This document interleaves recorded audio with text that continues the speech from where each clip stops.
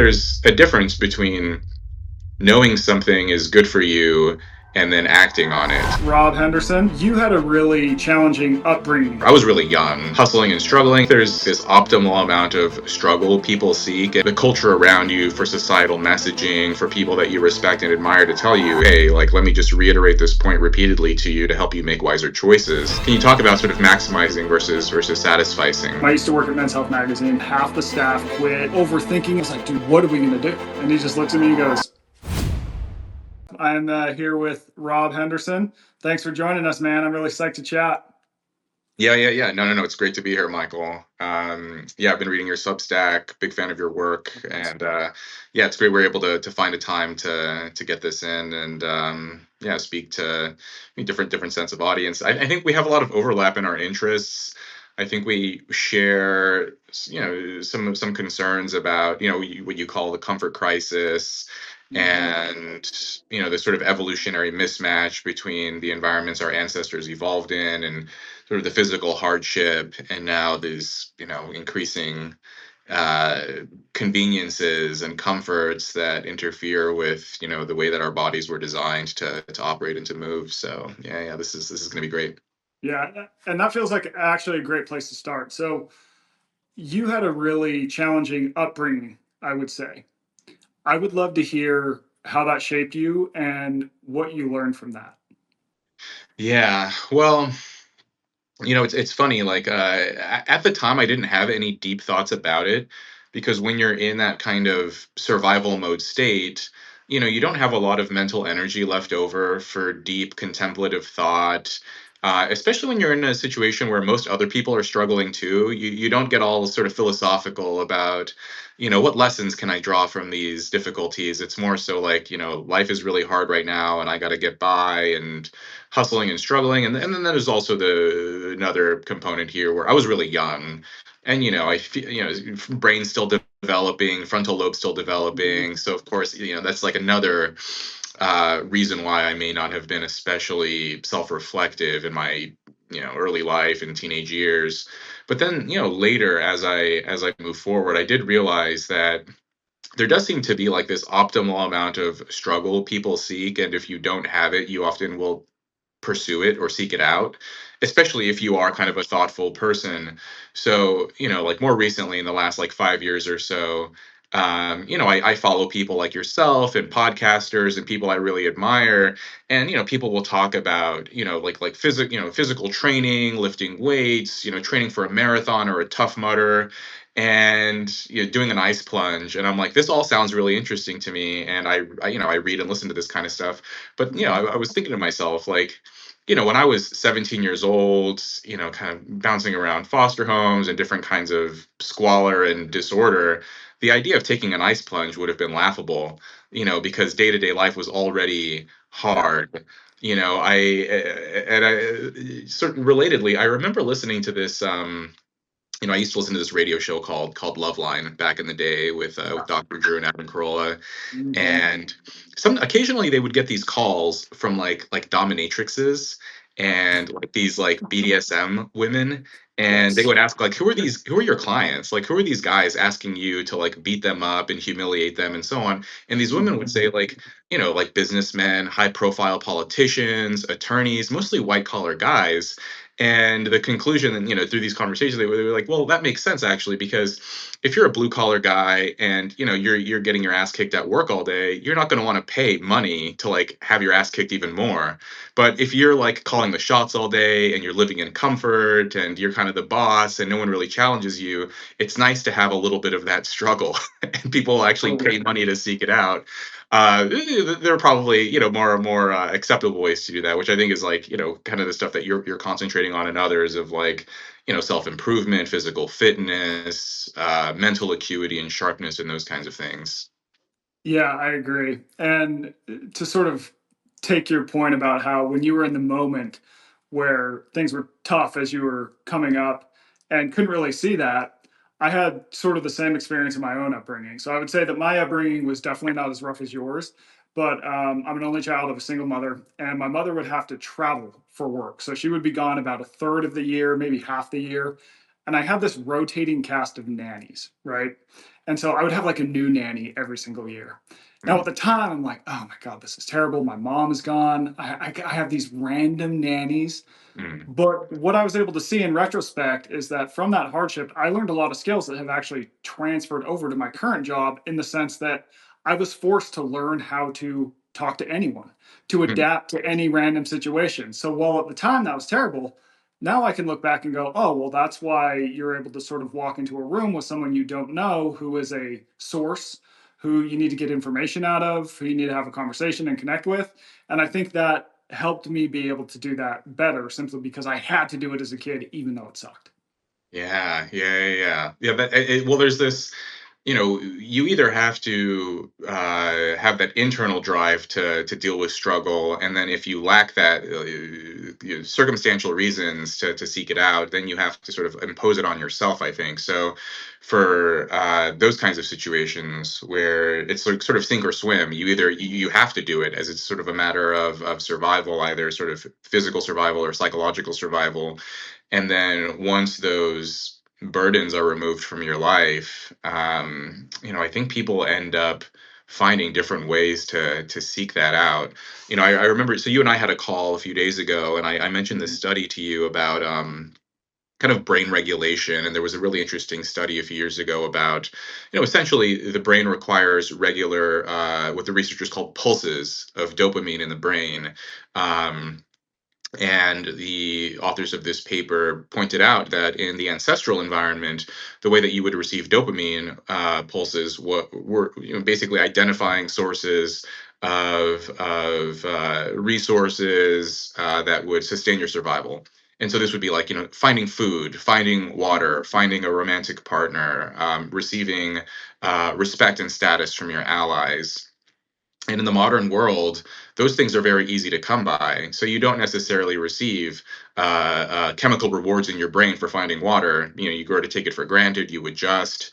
Um, and so in the modern world, a lot of people will find this dopamine through high calorie foods, through drugs, through scrolling their phones, through finding these like sort of cheap and easy sources of entertainment for brain stimulation. But as I was reading this paper, it occurred to me, and this connects, I think, with your work, is there's almost this kind of reversal where you could get dopamine, or you could basically receive pleasurable pulses of chemicals in the brain through, for first putting yourself in hard positions. A simple example is like going outside when it's very cold, and it's miserable. But then as soon as you step indoors, you're happy again. And Mhm. yeah. So there's this kind of like oppositional thing going on there. And going through like a really heavy workout in the gym, and in the moment it may be uncomfortable, it may be brutal, it may be painful. But as soon as you're done with it, physically you feel better, but then psychologically you feel better as well.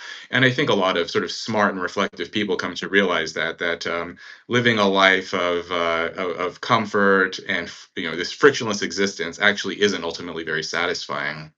Yeah, and I think one thing that happens today is that we are able to sort of concentrate, for lack of a better term, the good thing. Right. So in the past, if we were, incentivized to go find food, well, it wasn't Doritos. It wasn't Mountain Dew and Twinkies, right? So the food that we would find, it was highly rewarding. We would get that dopamine pulse, but we're talking about like tubers. We're talking about like this lean, rangy meat. We're talking about berries that were pretty tart. And today we've sort of taken all these things that we almost evolved to crave, and we've concentrated the good things. Right. So now we do have Doritos and Twinkies. In the Mm, past, entertainment might have been a long conversation around a fire, and that was the most entertaining thing that happened to you all day. And yeah. now it's like TikTok, 10 seconds of just like, oh my God, just scrolling all day. And same thing with drugs and alcohol, right? It's like alcohol in the past used to come from fermenting fruit that we would find. It would help us find the fruit. We get this like little buzz, but it wasn't anything intense. And now we've concentrated alcohol into Jack Daniels and all these things. Yeah. And I think what happens is that we adapt to that high threshold. And so a person in the modern world, when we try and go back to that past stimulus, it just doesn't feel quite as good. But I do think that there is a strong case for returning to that because I do think we can get deeper rewards from that over time. I mean, just to take the diet example, right? If you're only eating the Doritos and the Twinkies and the Mountain Dew and just like, oh yeah, this is great, like you're going to find yourself in trouble. But it is a little bit of a battle. And I Yeah. think too, to sort of echo what you brought up, plenty of research shows that things that are harder to get and harder to achieve, we get far more rewards from that. Mm, Right. So if I were to give you $1 million, it would be great. mhm. Right. You would value it. At the same time, if you had to work for that $1 million and you finally got it, you would value that so much more and think back about that story and have like a really firm foundation and have learned all sorts of skills along the way that are going to enhance your life moving forward. Yeah, yeah, yeah. That's a great point. Well, yeah, I mean, it's I've read this, it's called like the bliss point, where food scientists will, basically reconfigure and perfect and refine these foods so that they're perfectly salty, perfectly sweet, the perfect crunch, the perfect level of addiction. And you don't really get that in natural foods, right? Like no one gorges on apples, no one gorges on grass-fed lean steak and gets a stomach ache afterward, the way that you would with like pizza or Doritos or something, some modern concoction that we've created. And yeah, this is it's difficult, I think, because even this is something that I sometimes get readers and other people will get upset with me because I'll say things like this, like, exercise is good, or we need to sort of set up our lives to be more healthy. And people say, well, we already know this. We already know that exercise is good. Like, why are you shaming people, for example, for pointing this out?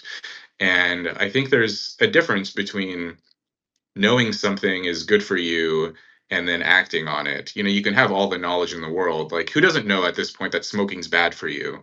Um, and yet, every time you go to, if you, I don't know if you bought a pack of cigarettes recently, I have, and on a pack of cigarettes, it still has this massive label. It still, has like a black lung and like a like a dying fetus on it, and like the Surgeon General's warning. And it's like, I could say, well, who doesn't know smoking's bad? Why do we need this warning? But it's actually useful to be constantly reminded of this. I think like you can know something, but it's still helpful for the culture around you, for societal messaging, for people that you respect and admire to tell you, hey, like, let me just reiterate this point repeatedly to you to help you make wiser choices. And because otherwise, yeah, it's very easy to make bad ones. There's so many temptations in the modern world, which I guess like this brings me to a question I have for you, which is in some of your writing, you make this distinction, and I'm familiar with some of this, the research on this, sort of between maximizing and satisficing. So I wonder, could you talk a little bit about that? Because I think a lot of people, and I used to fall into this trap too, where I used to think, well, if I don't have my diet perfectly dialed in, if I don't have my gym routine perfectly dialed in, if I don't follow it perfectly, then it's worthless. Then I may as well just give up and just, skip the gym altogether. Or, well, I didn't go to the gym today, so I guess I'm not going to go this week. Like that kind of thinking versus, I skipped the gym today, but I still can get it a workout in tomorrow. Can you talk about sort of maximizing versus satisficing? Yeah, and I recently wrote a post about this called "Do Something," and I'll Yeah. I'll set this up. Yeah. Yeah. Yeah. So the post, sort of the intro to the post, it talked about. This was at a time I used to work at Men's Health magazine, and this was at a time when the walls are falling in on the magazine industry. Okay, and especially at Men's Health, we had had our leader, our editor in chief, leave. We had had half the staff quit. And so, like, I'm in my office going, how the hell are we even going to begin to dig us out of this hole that we are in? So, I had like all these possible things I could do. I'm overthinking them. I'm trying to get like the perfect plan to rescue this magazine, right? And I go out in the hall and I talk to the guy who was sort of the de facto leader at the time. His name's Bill Stump, great guy. I was like, dude, Bill, what are we going to do? And he just looks at me and goes, something, just do something. And it Yeah. was one of those things where it's like this sort of side comment that he doesn't even remember it. I emailed him about it. He's like, I don't remember telling you that. Um, but it kind of led to this shift for me. I'm like, oh yeah, you have to actually do something. Mhm. Like action here is the answer. It is not inaction. And so I was sort of caught in this paralysis by analysis, trying to find the perfect solution. But the reality is the perfect solution does not exist, right? And so I think that it ultimately led me, where that led me is I had been working on this magazine pitch for a story pitch, this big long feature for like 3 months. I wanted every single word absolutely perfect. Hmm. But perfect is totally subjective. Yeah. Like my interpretation of perfect is going to be different than the editor who I'm sending the pitch to. So finally, I was just like, all right, I just got to do something. So I fired that thing off and it got accepted. And that ultimately really launched my writing career. And Hmm. so I think that what that told me is, at a certain point, in most cases of life and most everyday decisions, if you have the background and you have the training, you ultimately just need to act. Like fall back on your training, do the best of your abilities. But the reality is to take something from what you consider 90% all the way to 100%, that might cost you 10 times your time, Hmm. right? And so you just end up sitting things. I'll give you another example. Like if I were to make every Substack post I send out absolutely perfect, what I interpreted as perfect, I would put out like one post a month, not 12. Yeah. Right. And the thing too is that even on that one post, I would have someone in the comments who goes, "You're a moron." Yeah. Yeah. Right. Yeah. Yeah. Yeah. Yeah. Now, at the same time, when I think about maximizing, there are times where I will be willing to spend 10x the time to get to what I think is 100%. A good example is a book, right? So I might edit a Substack post 3 times. Hmm. I might edit my books 100, 200 times. And that's because I'm willing to put in that extra time for this sort of big thing, this big goal. But in the sort of trenches of everyday life, again, action beats inaction, right? You don't want to stay paralyzed. And you recently wrote about analysis by or paralysis by analysis too, didn't you? Yeah, yeah. I was riffing on this paper in decision theory, basically about this very point that we actually spend too long trying to make decisions when you are presented with options that have roughly equal value to you. And I don't want to get too into the weeds of like the experimental setup, but essentially they had people, like a very simple example is, they would show people two candy bars. There would be like a Twix and a Kit Kat, and say, how much do you like the Twix versus the Kit Kat? How much would you be willing to pay for the Twix versus the Kit Kat? And people basically said roughly they would enjoy these candy bars the same. They would be willing to pay the same amount for both. And then they would show people these images. Okay, we'll choose one of these candy bars. And people would basically take a while to decide between them. But the thing is, if you would receive roughly equal utility between these two candy bars, if you like them roughly the same, you shouldn't take any time at all. You should just choose one. You should just take, like, do something. Don't just sit there with this sort of analysis by or paralysis by analysis and, oh, which one do I really want here? And you can extend that kind of logic to so many other things of, if you're trying to decide whether to go to Barcelona versus Rome for vacation, and you recognize that both of these places would be really fun, really exciting, you haven't been to either one of them before, you don't need to mull this over for weeks on end and make a pros and cons list and scour Reddit and TripAdvisor and watch all these YouTube tour videos. You can just choose and go with it if you're going to like either one of them. And I think, yeah, we have this, especially people who lean more toward that maximizer mindset of, I want to squeeze this experience for as much as it's worth, and I want to be as happy as I could possibly be here. And yeah, I mean, I follow this with my writing as well. I remember when I first started the first iteration of my newsletter, it was on Mailchimp, and I was really grateful that I had such a small audience at first. I remember I launched it, and I don't know, had a couple hundred subscribers, mostly through Twitter. And I would write, I would fire off 500 or 600 word subs or newsletter posts, very quick, not always the well thought out pieces, but these were just sort of what was on my mind during that particular week. And I would do this, and then I started to develop an audience. And now that I have, quite a few more people than just a couple hundred, I do find myself, if I think too much about how large the audience is, if I think about the eyeballs that'll be on it and who might be reading it, I find myself actually slipping back into that paralysis by analysis of, okay, well, did I really think this through perfectly? Is this really the best I could have done? And I wondered if you have that too. Like, do you find yourself tilting more towards being a perfectionist as your audience grows, as you recognize that more people are reading your stuff, versus when you're just kind of getting started, the stakes feel smaller. What do you think? Yeah, I think a major lesson for me has been why am I aiming for perfection in the first place? Mhm, mhm. And that introspection has ultimately led me to go, oh, you're self conscious and you don't like to be criticized, which I think that everyone is like that to a certain extent. But as the audience grows for anyone, you're always going to have critics. Like that is just part of the deal.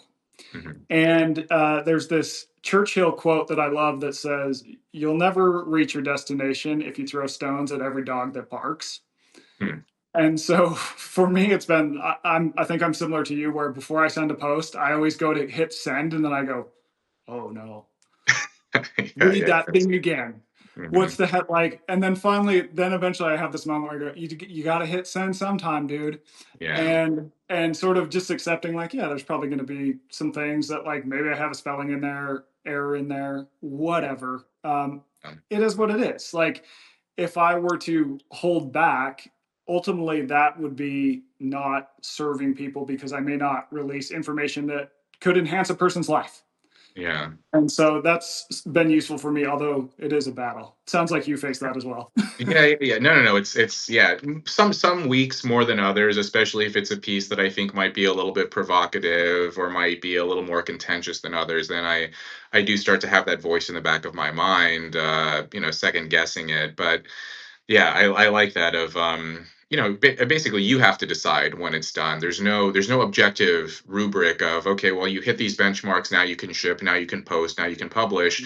It's more so, well, I'm reasonably happy with this, and you're writing a Substack post. This isn't the Warren Commission report. This is just your thoughts that week.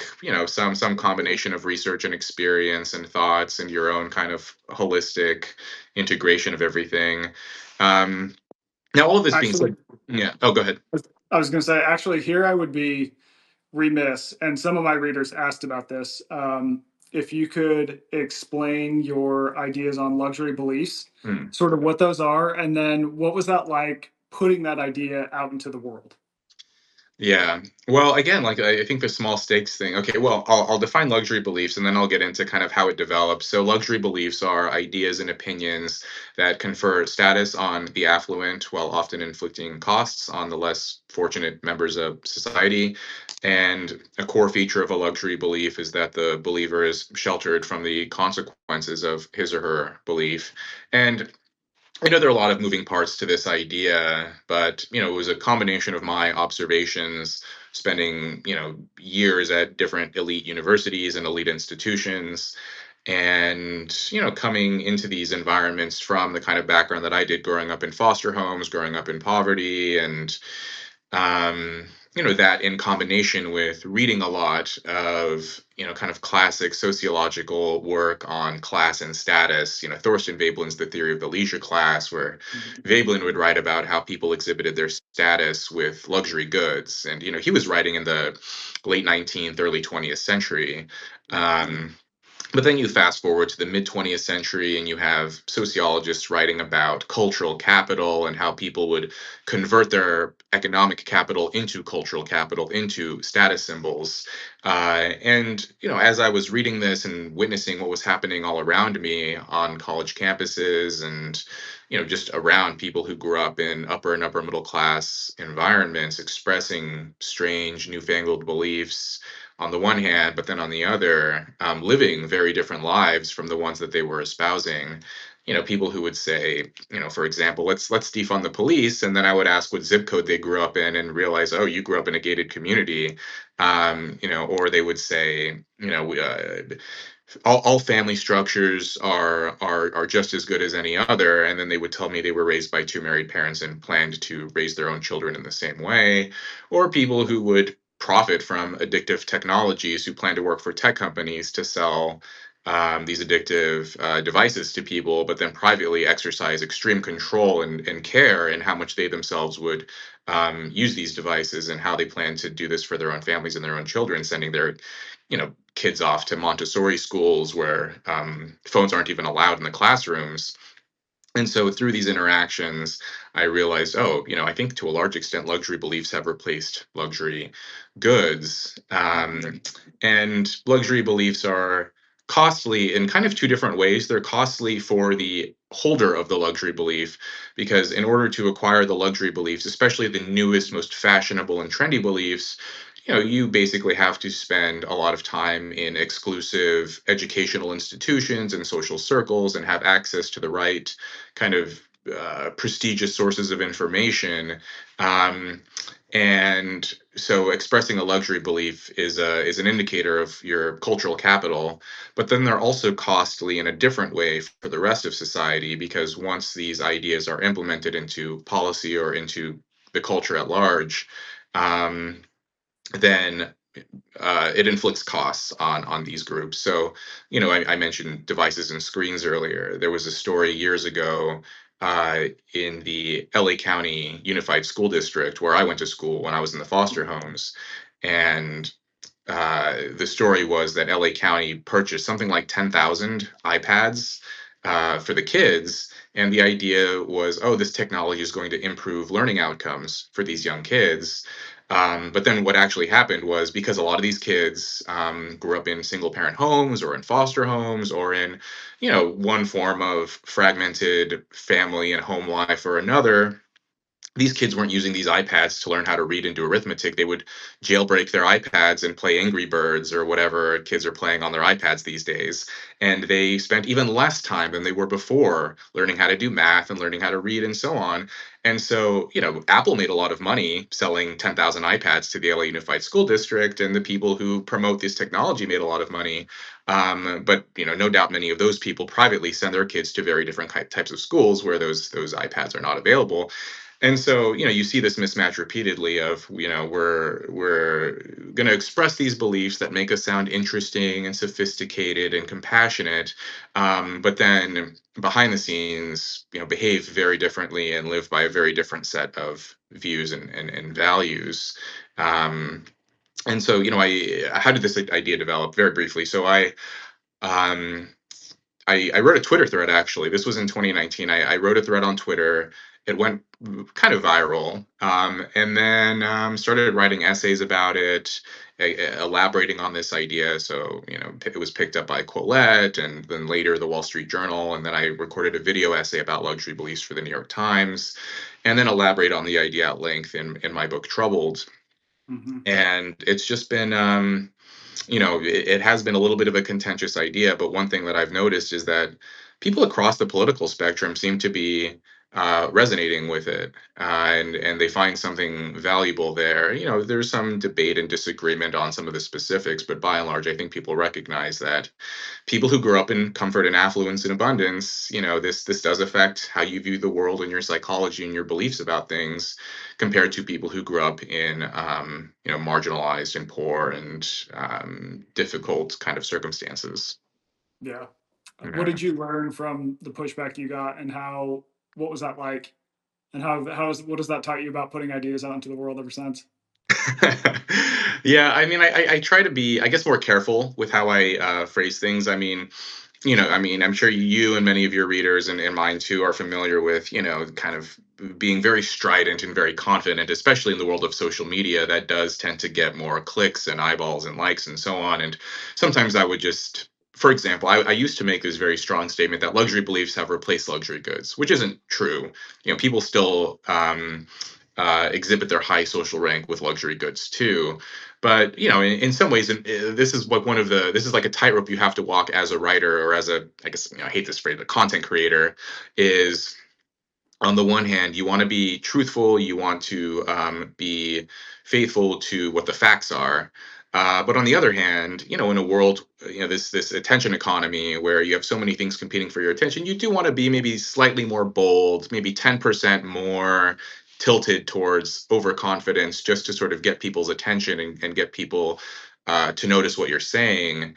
And so maybe in the early days, 5 or 6 years ago, when I started writing about this idea, I was a little bit too, um, I had a little bit too much overconfidence in the way that I was phrasing it. And now I try to be a bit more careful with what I say. And how about you? Have you sort of changed? Has your writing sort of evolved and developed, or how have you thought about this, or have you always been kind of more careful in your approach? I would say I tend to be a little more careful now. Part of the thing too is that just my background in journalism is that I'm going to go out and talk to sources, and if I talk to someone who's here, I want to pressure test that and talk to someone who's here. Mm, Now, at the same time, I think one of the downsides of the institution of journalism is that we often don't lead to a conclusion where the person who has gone out and talked to everyone says, well, I talked to all these people, I read all these studies, and here's what I think. mm, So I try and do that. Now, am I always right? No. Are my beliefs constantly evolving? Yes. But I just try and correct for that over time. Like, hey, I used to think this. Now I learned this and I think differently.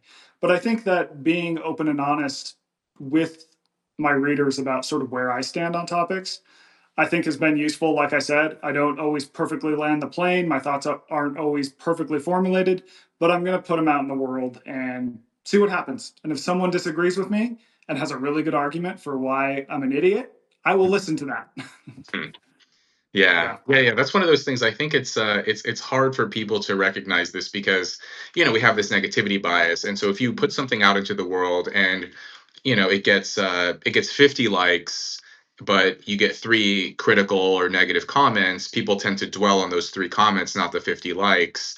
And the way that social media is set up, even the way Substack is set up, honestly, is like when you like something, you'll just click like. But if you don't like something, you leave a comment, right? Because there's no equivalent unlike button. There's no thumbs down button or something like that.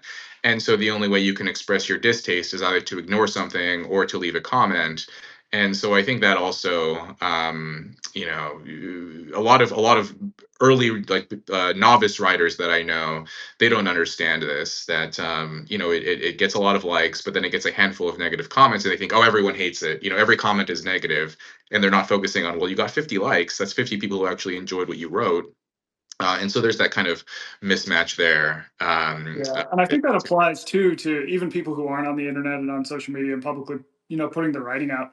I mean, you can think of a scenario where you're in a meeting, saying you give a presentation, and there's 50 people, and you kind of go around the room, and most people are giving you good feedback, and then there's that one dude who's like, "Well, here's what I don't like about this idea." We dwell on that when in reality, the vast majority of people like the idea. Not to mention that guy was just picking out one idea out of, let's say, 5 or 10 that might have been in that presentation. And so realizing that our brain sort of has that clinging effect, that negativity bias, I think can be super useful. Find us some space.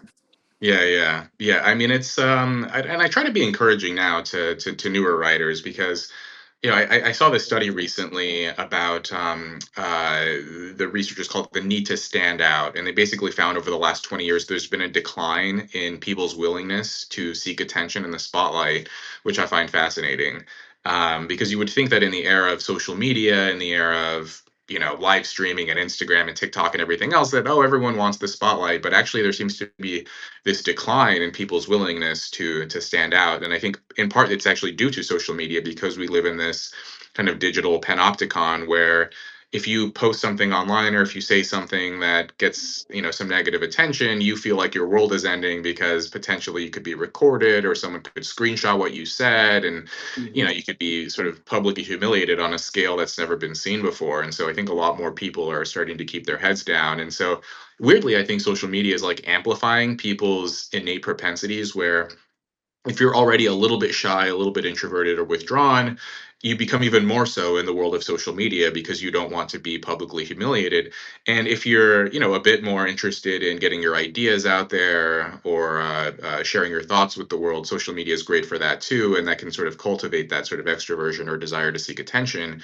And so it's, we're sort of seeing this like magnify these innate kind of human differences that we have, these individual differences. But I wanted to return to that earlier point about satisficing and maximizing, where your post about do something and your other writings, and I largely agree with this, that generally satisficing is better than maximizing. Just getting things out there, getting things done, taking prioritizing action over Mhm. inaction. But do you think there are domains in our lives where maximizing actually makes more sense, where we actually should tilt more toward that perfectionistic mindset?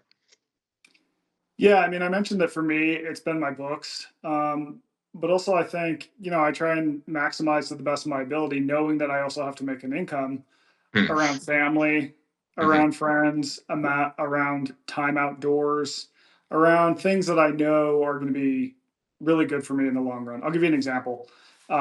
For a book I'm working on right now, in a handful of weeks, I'm going to leave and go on a super long through hike. So it's like 45 days in the middle of the Southwest Utah.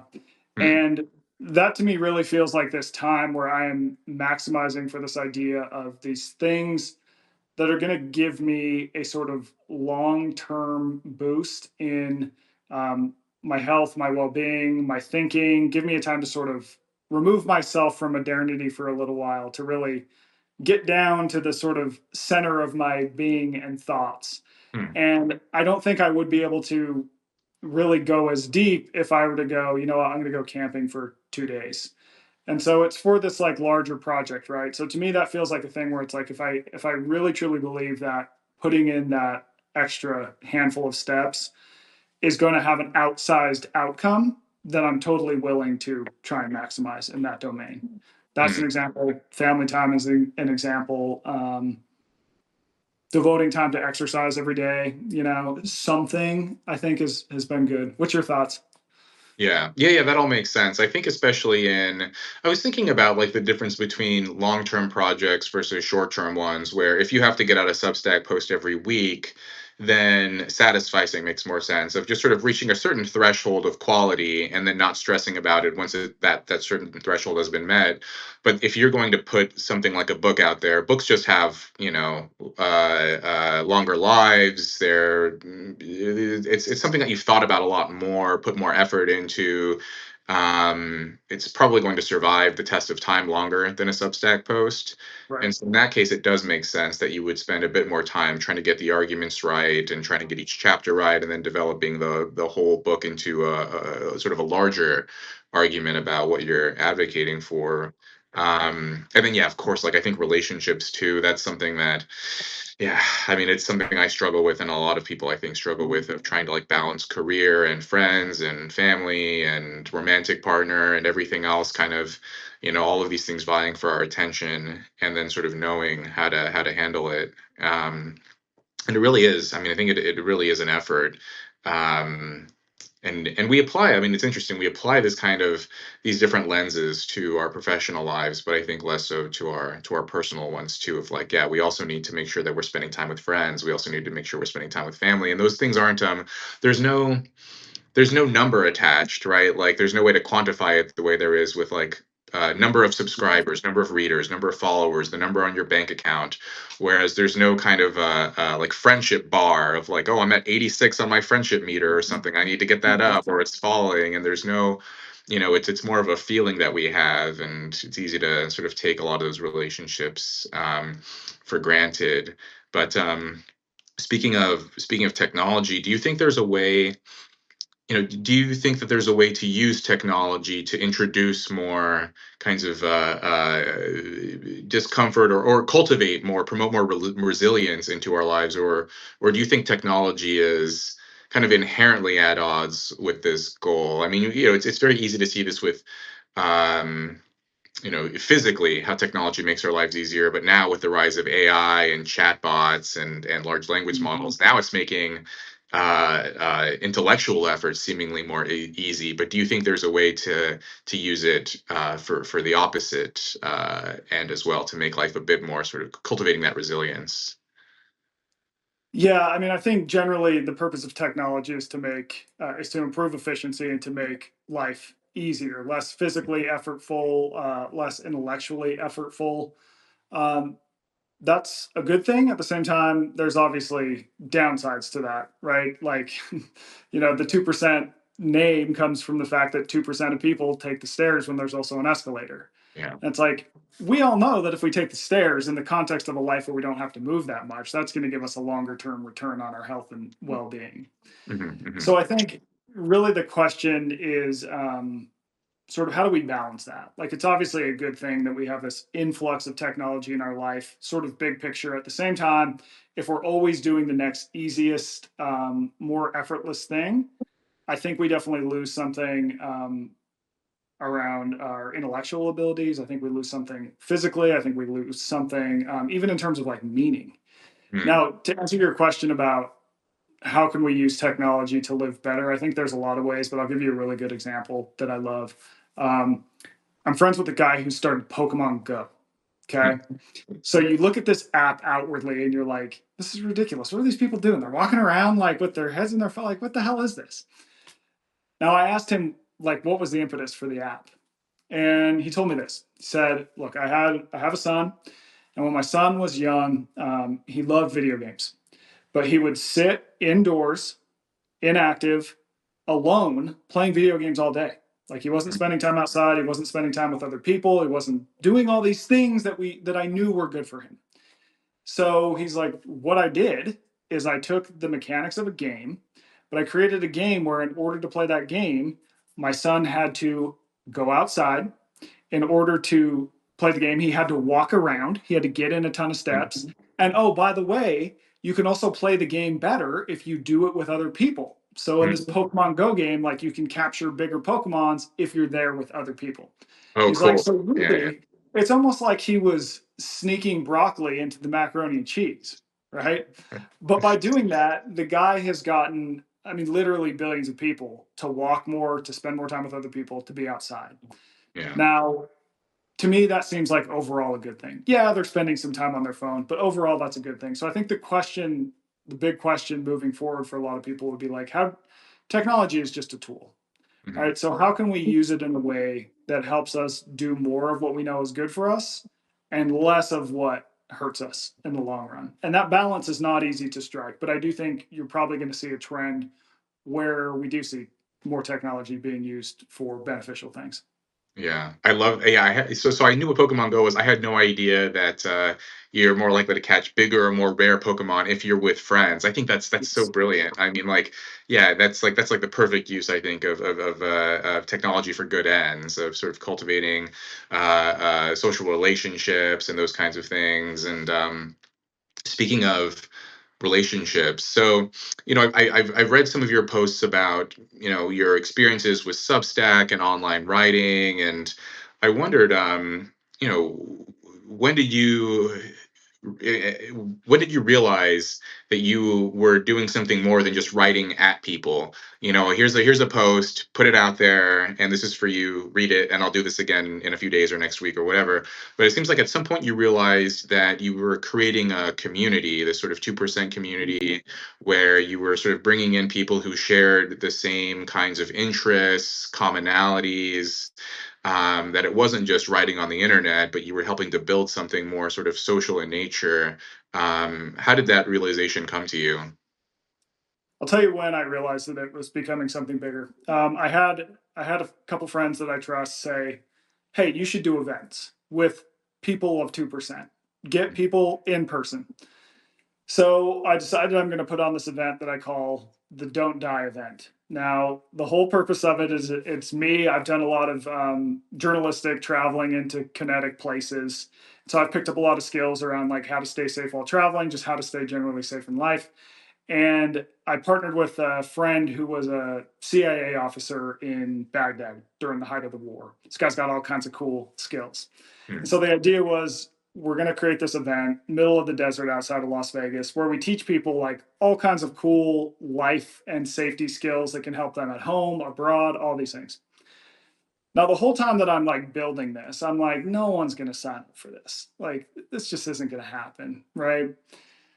We put out a page, I blasted out on my newsletter, and it sold out very quick. And I was like, oh, well, that's something.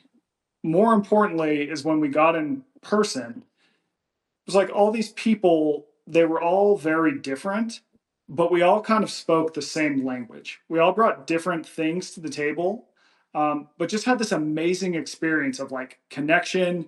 And people were referencing posts that I'd totally forgotten I'd written. hmm, And it was just like this epic magical thing. And I think I left that going, oh, like you thought you were just blasting newsletters out into the ether. No, this is something much bigger that deals more in community and connection. And I've seen that really filter in the comment section where you have people who are meeting up with each other because they met in the 2% comments. Or we have like these recurring characters where like I can tell you so much about this guy's life. I've never met him in person, but Mhm. just based on the comments and all of that stuff. So I think that's really when I started to experience that. How about you? Yeah, well, I mean, I've hosted meetups and gatherings. I mean, some revolving around my book, but then other times I'll just say, "Hey, I'm in Miami," or "Hey, I'm in San Francisco, and I'll be at this bar at this time," and I'll post that a couple of times on Substack, just letting people know. And yeah, I'm consistently surprised that 20, 30, 40 people will show up. And initially, this surprised me, but one thing that I really enjoyed was seeing people become friends with one another. That it was no longer about me. It was just, readers who shared common interests or were thinking about things in a certain kind of way, and then forming friendships, and then going off and doing their own thing. And um, yeah, I mean, that part to me, I think, is the most gratifying. And I've when it comes to my book, I've received messages from people where, they'll, like, for example, there was this father who told me, he's telling me, my daughter and I, we took this road trip together and we listened to your audiobook. And, initially it was kind of silent. We were just listening to it, but then gradually your book allowed us to start talking about our own family and our own struggles and our own difficulties. And as a result of your book, it brought us closer together because me being so vulnerable in my book sort of gave them this feeling of permission to be vulnerable with one another about their own thoughts and their own feelings and their own histories and everything, and reflections on their own relationships within their family. And I think that's great. I mean, that to me is like one of the best parts I think about being a writer is, I have kind of ambivalent feelings about like the parasocial thing, where like I write Mhm. something and then people feel, like I'm sure you've had this experience where like someone feels like they know you, even though they really don't. They know kind of a version, the online version of you, the parts that you choose to share with them in your writing, but they don't really know you. And so that part is, I struggle with sometimes. But when your writing brings people who are already kind of in a social relationship with one another closer together, that to me is really meaningful. And yeah, it's funny. Like now, I friends of mine who have big Substacks, they're like thinking about creating like personals ads for like relationships, like people who are looking for a romantic Awesome. partner and this kind of thing. And I'm like, yeah, that's a good idea. Because it's just so hard right now. I think like a lot of people are struggling with meeting people. Um, and when I see Substackers, like sometimes they'll host or they'll announce that there will be a meetup taking place, but they're not even going to be there. It's just for the readers. I think that's great. That's awesome. I You love know? that. I've had a similar experience with my books where you write this thing alone in an office for 2 years, you send it out to the world, you have no clue what's going to happen. And it actually ends up changing people in really positive, kind of miraculous ways. And it's just like, wow, holy hell. I'll ask you one final question because we've mentioned books a lot. You are an insane, savage reader who plows through books. You wrote a post about this, which was great. But what advice would you give people to read more? Yeah. Well, I wrote that Substack post, How I Read, I think it came about a year ago. And it's so funny. Like, I'm sure you've had this experience where you'll spend maybe days or weeks, sometimes even months on like this deep dive Substack post where like you're, integrating all of this research, anecdotes, interesting thoughts. And, it'll be sort of 10,000 word piece. And, it does okay, may accrue a few new subscribers, get a little bit of attention, and it kind of comes and goes. And then you'll fire off something, you like the muse or whatever comes, and you write 1,000 or 2,000 words, quick piece, and that just gets like incredible amount of attention. And the correlation between effort and subscribers and readers and so on, it's very loose, if there's even a relationship at all. But I fired that one off just one kind of lazy Sunday afternoon. I'm like, I'll just write about how I read, and that is like by far one of my most popular posts. I love that. And I actually talk about this in Troubled, about how I've always had this affinity for reading, and how initially when I was in the foster homes, I read it was a kind of an escape. It was kind of this self-soothing response of, the world around me isn't like the actual physical world around me is not so great, but I could retreat into these stories. And then, later in life, once I, became interested in, research and studies and surveys and data and those kinds of things, I kind of made that a regular part of my life too. And then, yeah, reading books. So now I set time aside every morning. And that's like one of the points of that post was like, you have to make it a non negotiable part of your day. The same with the gym routine. I think like with the gym, it's very obvious because it's physical that you have to set time aside to do it. With reading, it's like, it's this deceptively easy thing to overlook or ignore, or because it seems like, oh, you're just sitting down and turning pages, but actually, it takes effort. You have to set time aside. You need to have sort of 100% of your mental concentration and real estate available to do it. That being said, I know a lot of people who read audiobooks and those kinds of things, and I think that's it's better than nothing. But I do think there's a value there in engaging with text where you can write notes in the margins, or if you're reading an ebook or a Kindle or something, you can still scribble down and take notes on a piece of paper and pause and reflect and think in the way that you can't with an audiobook, because with most people when they read audiobooks, they're on the go, they're doing other things, they're multitasking. But I think, yeah, reading is something that I don't see that going away. It's maybe becoming more niche in some ways.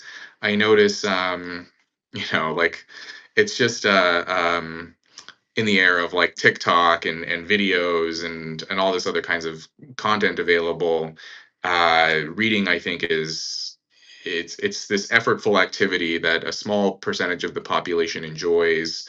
But it's something that I think like there's no better way, I think, to really kind of organize your thoughts, to glean information, and to have it stick too. You can watch a 30-second video, but if you read a substantive article or if you read a book, like that sticks with you in a way that a 30-second clip won't.